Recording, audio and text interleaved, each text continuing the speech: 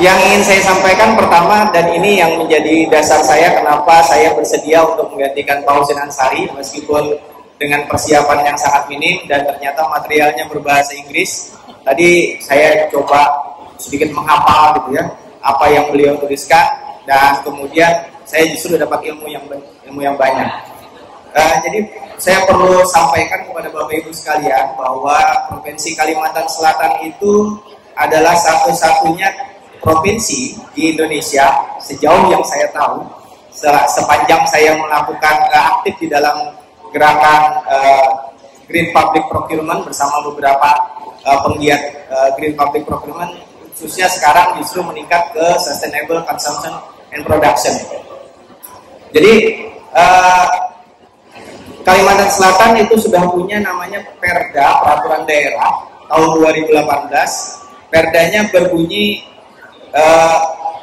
revolusi hijau, Green Revolution. Jadi revolusi hijau yang di dalamnya sudah memention terkait dengan Green Public Procurement. Kemudian di 2018 juga Gubernur juga menerbitkan peraturan gubernur untuk teknikal terkait khusus Green Public Procurement-nya. Jadi saya bisa bilang bahwa Kalimantan Selatan satu-satunya provinsi yang menerbitkan dua regulasi yang memention khusus tentang Green Public Procurement. Dan alhamdulillah tahun ini Kalimantan Selatan menjadi salah satu piloting untuk scaling SCP bersama programnya GIZ dan LKBP. Dan alhamdulillah juga, mungkin sedikit izin Pak Iwan, saya juga ingin menyampaikan dalam waktu tidak terlalu lama kemarin itu sudah terbit surat keputusan Kepala LKPP nomor 157 tahun 2024 tentang pedoman atau panduan tentang penerapan Sustainable Public Procurement di Indonesia. Jadi apa yang kami sebenarnya yang meneliti Pak Husin Ansari, kebetulan saya diminta beliau untuk menjadi salah satu mentor dalam penelitian ini. Jadi di Kalimantan Selatan itu ada 3 dokter yang berkaitan dengan keberlanjutan dan lingkungan. Ada Dr. Ahmadin, ada Dr. Tantri Narindra, dan satu lagi Dr. Husin Ansari. Tapi yang khusus untuk Green Public Procurement Dr. Husin Ansari.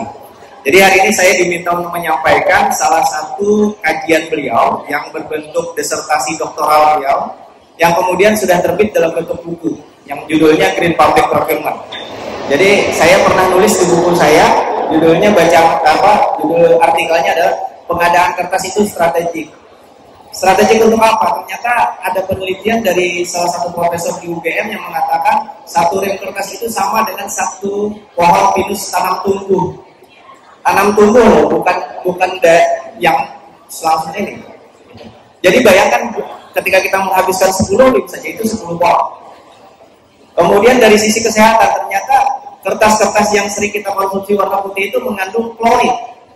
Klorid itu selama 10 tahun menurut penelitian di Amerika, 10 tahun itu kita hirup dengan rutin, maka tubuh kita akan menjadi tempat yang subur untuk tumbuhnya sel-sel kanker. Maka jumlah pertumbuhan sel kanker di Indonesia semakin tinggi mungkin saja.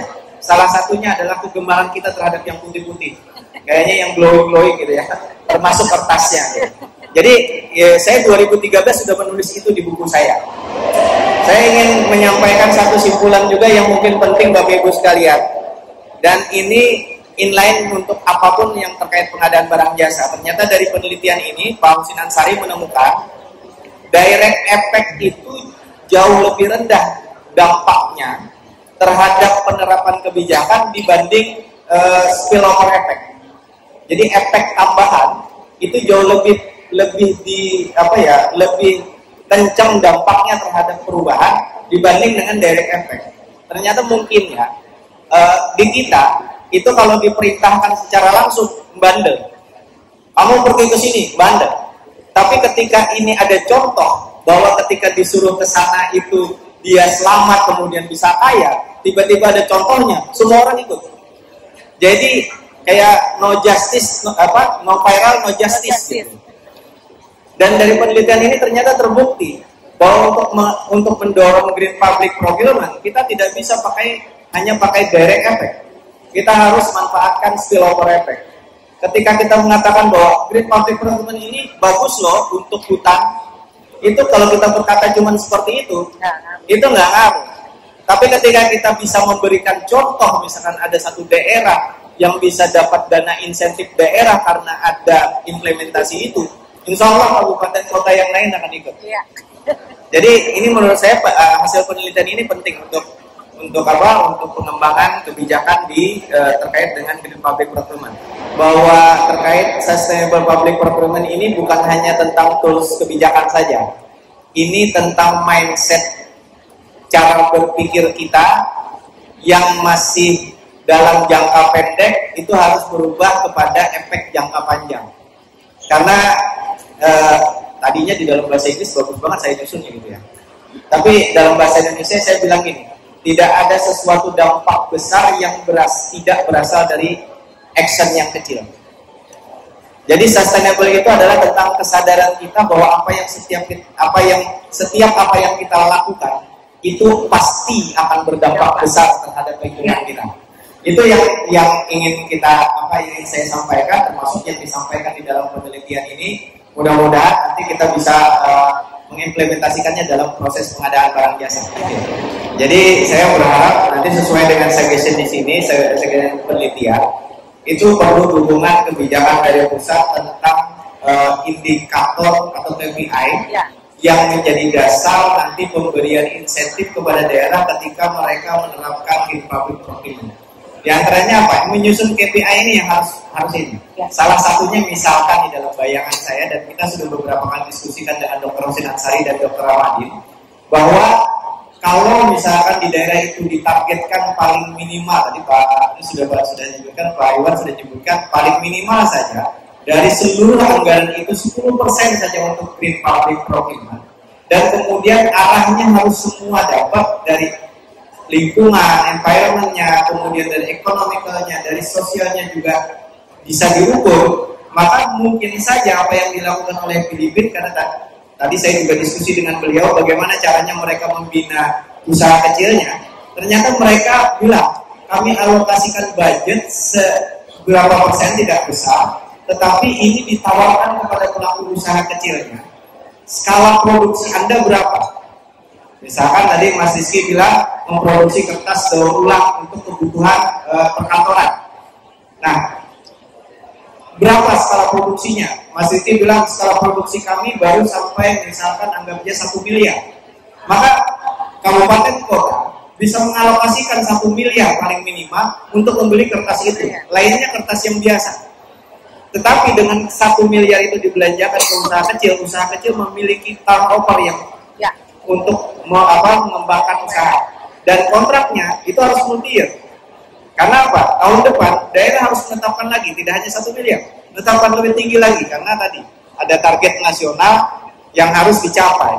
Nah, dengan konsistensi dari sisi kebijakan, dari sisi SOP, standar operational prosedur, action plan, maka insya Allah itu bisa dicapai. Karena produk recycle tidak akan bisa bagus tanpa pengembangan, riset dan pengembangan perlu modal. Jadi perlu ada keberanian di sisi kebijakan budgetingnya. Mungkin demikian. Terima kasih. Semuanya cukup baik Mas Rizky ya.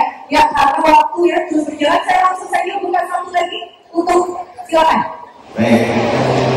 Saya mau mencontohkan saja tentang PDN dan TKDN ya Mas ya. Jadi sebenarnya kita ini hanya karena tidak mencatat saja apa yang sudah kita lakukan, kita tidak menghargai hal kecil yang sering kita lakukan. Karena hal biasa itu dianggap kecil sehingga kita tidak mengukur. Tadi Mas sudah nanya, jangan-jangan kami udah green ya? Nah kita kan nggak bisa pakai jangan-jangan. Di konstruksi, pengadaan barang jasa konstruksi itu sebenarnya apa? Kita semua sudah PDN. Karena bangunan yang kita bangun itu adalah produk dalam negeri karena dibangun di dalam negeri. Semennya pasti dalam negeri dan seterusnya. Cuma kita tidak mencatatkan itu sehingga kita dianggap belum PDN. Padahal kita sudah melakukan. Jadi satu hal yang penting menurut saya adalah lakukan pencatatan dari apa yang sudah kita lakukan. Sehingga hal baik itu akan menjadi hal-hal yang mampu berdampak besar. Meskipun itu kecil. Mungkin itu ya, terima kasih.